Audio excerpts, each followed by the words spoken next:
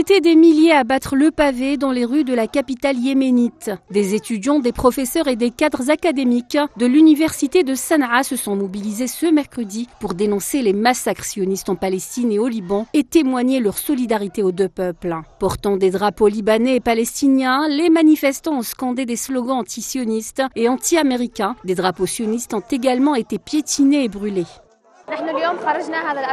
Aujourd'hui, mercredi, nous sommes venus parler du Liban et dire qu'Israël va se heurter à la résistance libanaise. Il ne peut mener cette guerre en ouvrant deux fronts, à Gaza et au Liban.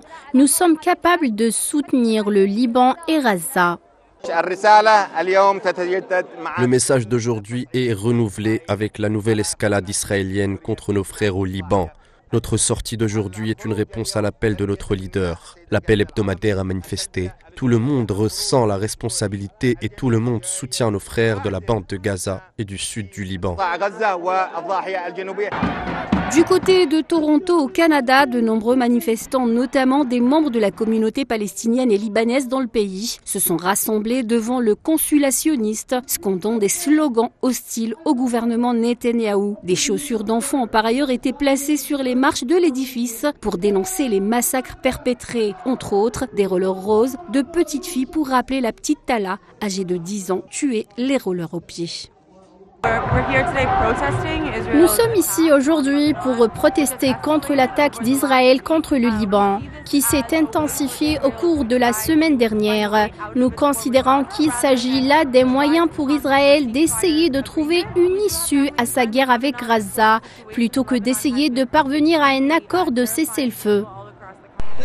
Des manifestations pro-palestiniennes ont également été organisées à New York aux États-Unis, où de nombreux manifestants se sont rassemblés à Madison Square Park avant de marcher dans Manhattan pour dénoncer les agressions contre le Liban et Gaza. Plusieurs manifestants ont été arrêtés par la police new-yorkaise.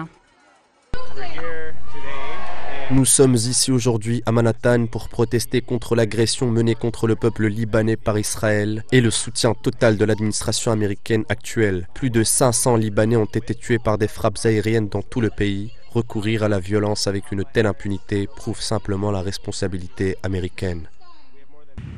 L'armée sioniste a mené cette semaine ses frappes aériennes les plus lourdes sur le Liban depuis un an de génocide, frappant des centaines de sites civils au sud du Liban et à Beyrouth.